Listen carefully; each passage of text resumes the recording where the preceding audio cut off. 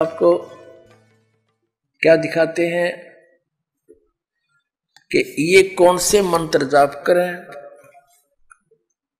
इनका तो कोई सिर पैर नहीं है के जाप करें। हरे राम राम राम हरे हरे जय गोविंद सीताराम राधे श्याम। और फिर इनके मूल मंत्र क्या है वो दिखाता हूं आपको, देखिएगा। ये है एक मठ आमनाय महा अनुशासनम नामक एक पुस्तक है जो आदि शंकराचार्य विरचितम, इन आदि शंकराचार्य जी ने ही इसका लेखन किया है। और ये कहाँ से छपी है? ये है आदि शंकराचार्य विरचितम वही, और संपादक और भाषा अंतर करता है डॉक्टर कामेश्वर नाथ मिश्र, आचार्य अध्यक्ष संस्कृत विभाग, अध्यक्ष शब्द विद्या संकाय, केंद्रीय तिब्बती शिक्षा संस्थान, सारनाथ वाराणसी उत्तर प्रदेश में। और ये नीचे और लिखा श्री काशी विद्वत परिषद न्यास केदार घाट वाराणसी। और ये कहाँ से छपी है देखिएगा, ये कहाँ से छपी है? Shri Mata कंपोसिस private limited B7/125 बागा हेड़ा केदार घाट वाराणसी दुर्वासित है। ये देखिएगा, इन 4 मठों की 4 पीठों की न्यारे न्यारे देवता, न्यारे न्यारे इनके मंत्र। ये है पृष्ठ नंबर 33 पर हम आगे हैं।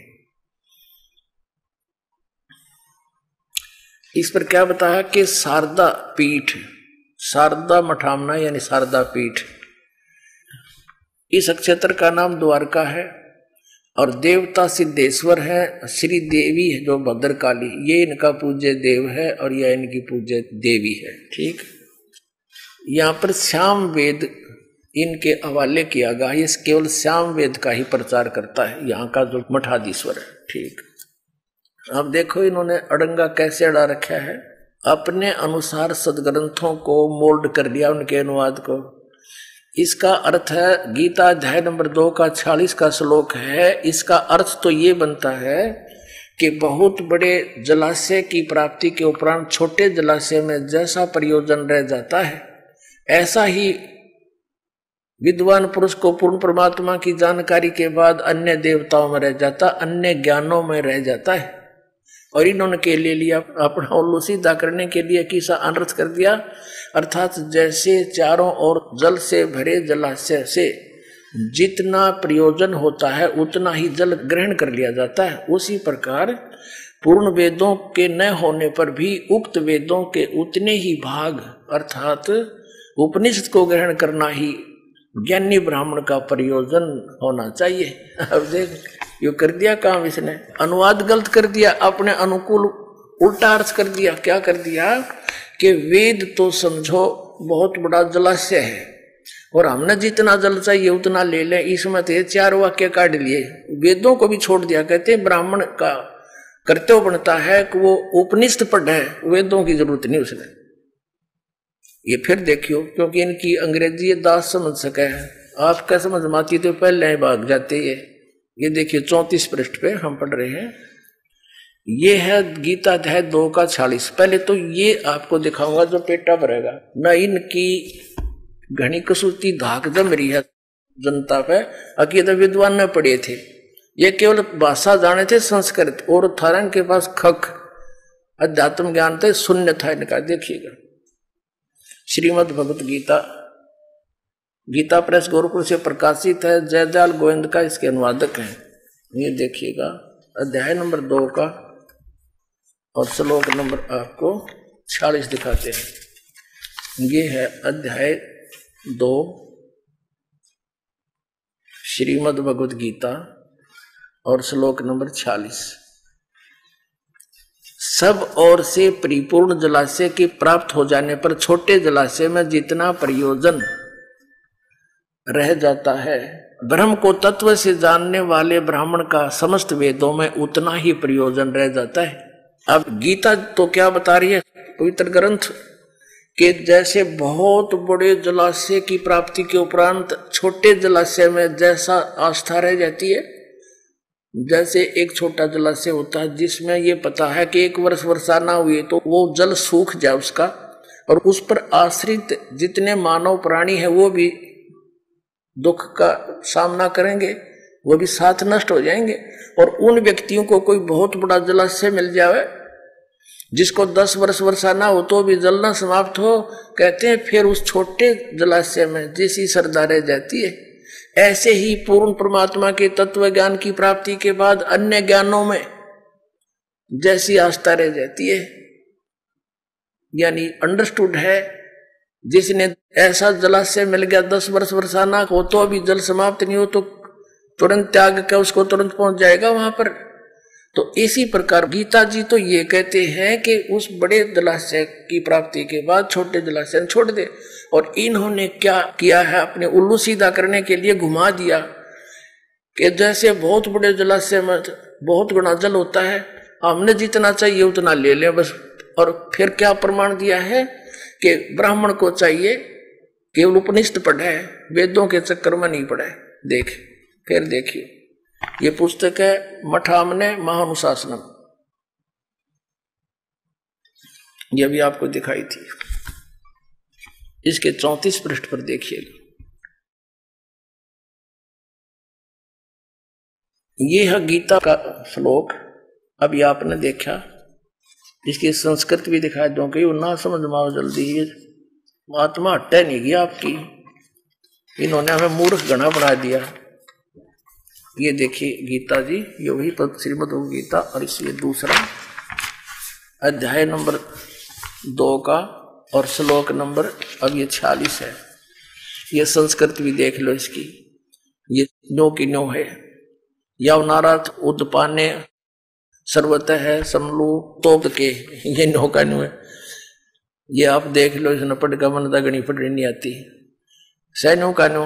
अभी इसमें इन्होंने के अनुवाद किया है, हमारे मूल ग्रंथ में क्या लिखा है, अर्थात जैसे चारों ओर से जल से भरे जलाशय से जितना प्रयोजन होता उतना जल ग्रहण किया जाता है, घुमा लिया उल्टा इसको। और जिस प्रकार पूर्ण वेदों के होने पर भी उक्त वेदों के उतने ही भाग अर्थात उपनिषद को ग्रहण करना ज्ञानी ब्राह्मण का प्रयोजन होना चाहिए। अब गाड़ दिया उल्टा खुटा। इनका कहने का भाव ये है कि हमने उपनिषदों को पढ़ना चाहिए, वेदों में सिर माथा नहीं मारना चाहिए। इसलिए इन शंकराचार्यों ने वेदों को रखा सुरक्षित, सीने से लगाकर एक एक वेद को। लेकिन ये पढ़ते रहे उपनिषद। उपनिषद क्या है, जैसे मांडुक के उपनिषद है।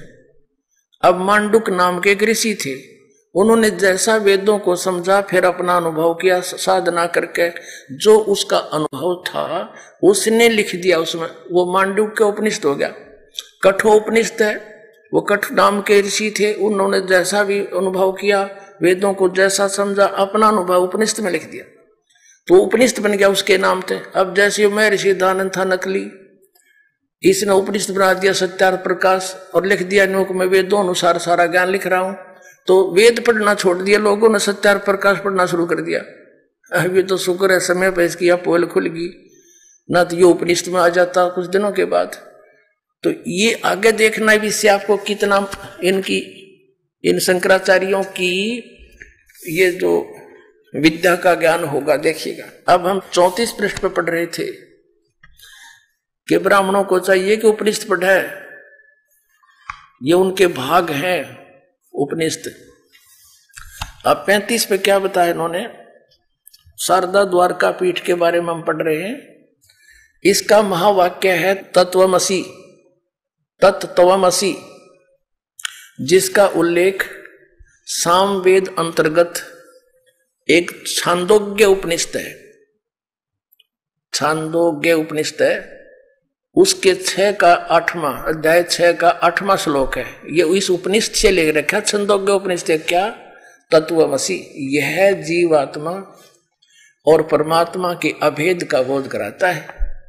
यानी तत्वमसि का अर्थ है परमात्मा ही जीवात्मा है, जीवात्मा ही परमात्मा, ये भेद कराता है। यह सरलार्थ भी किया है कि जो तत्वमसि है इस 3 पदात्मक महावाक्य रूपी त्रिवेणी संगम में तीर्थ की भावना से स्नान करता है जो व्यक्ति, अर्थात तत्त्वम पदों का शोधन करके महावाक्य के लक्ष्य अर्थ के चिंतन में तल्लीन रहता है, उसे तीर्थ नाम से कहा जाता है। तत्वमसि यानी ये जीव ही ब्रह्म है, आत्मा और परमात्मा के अभेद का बोध कराता है। आगे देखो, अब आपको दिखाते हैं गोवर्धन मठ आमनाए, गोवर्धनपुरी। यहां देखिएगा, इसका क्षेत्र पुरुषोत्तम है। भगवान जगन्नाथ इसके देवता हैं और देवी विमला है, ठीक है। और इसका महावाक्य क्या है? यहां का महावाक्य प्रज्ञानम ब्रह्म। ये ऐत्रेय उपनिषद का अध्याय 5 का 3रा मंत्र है। उपनिषद से ले रखे इन्होंने, ये ऐत्रेय उपनिषद से ले रखे। ये ऐत्रेय उपनिषद लिखा हुआ स्पष्ट।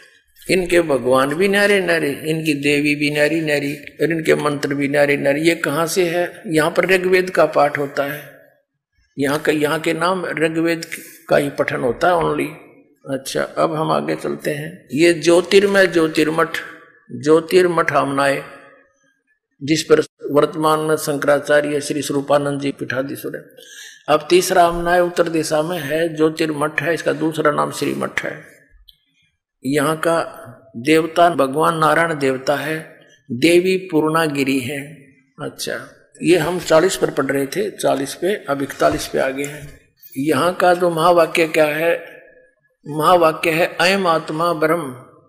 ये मांडुक्य के उपनिषद का 2रा अध्याय से लिया। यह आत्मा ब्रह्म है, यह आत्मा ही भगवान है, इसका ये अर्थ है। और यहाँ अथर्ववेद इनके नाम है, उपदेश होता है। अब देखिएगा 3रा श्रृंगेरी मठामनाए। और यहाँ पर सरस्वती, भारती और पुरी इस मठ के अधिकारी इस गोत्र से, इस नाम से प्रसिद्ध होते हैं। रामेश्वर नामक क्षेत्र है, भगवान आदि बराह इसका देवता है, और इस मठ की देवी कामाक्षी है, ठीक है। और फिर देखना इसका महावाक्य क्या है। 44-45 पर पढ़ रहे हैं, 144-45 पे इसका महावाक्य। यजुर्वेद का यहाँ स्वाध्याय होता है, इसका ही महावाक्य अहम ब्रह्म अस्मि। ब्रह्मानी अहम ब्रह्म अस्मि, ये व्रत उपनिषद का है। अध्याय 1 कांड 4 के मंत्र 10 से लिया गया है, अहम ब्रह्मास्मि। अपने आत्माओं, ये तो कंसेप्ट क्लियर ही हो गया। इन्होंने स्पष्ट कर दिया कि वेदों में तो बहुत घना पानी है, जल है, उसकी बजाय हमने वेदों से ही लिया हुआ निष्कर्ष जो उपनिषद रूप में है, उनके भाग हैं, इन ऋषियों ने अनुभव किया है, साधना करके निष्कर्ष दिया, उसको पढ़ना चाहिए। ब्राह्मण का ये कर्म है, ब्राह्मण का कर्म है कि वेदों से ही पढ़ना चाहिए हमने। ब्राह्मण माने विद्वान पुरुष का। अब ये स्पष्ट हो गया। फिर इसमें एक और कहा, कोई सूक्ष्म वेद के बारे में कहा। देखिएगा, ये है पृष्ठ नंबर 48 पे। इस पे लिखा है कि एक सूक्ष्म वेद है, सूक्ष्म वेद का उपदेश होता है। ये स्वात्मक नामक आमनाय है और महान परमात्मा मठ है। अब हमने ये देखना है कि एक सूक्ष्म वेद और है। अब सूक्ष्म वेद इनका समझ में नहीं आया। इनसे किसी ने पूछा, ये शंकराचार्यों से, कि जी वो जो मठ आमनाय पुस्तक के अंदर 5वां वेद लिखा है सूक्ष्म वेद, वो कौन सा है? कोई तो कहता है वो महाभारत है, और कोई कहता है वो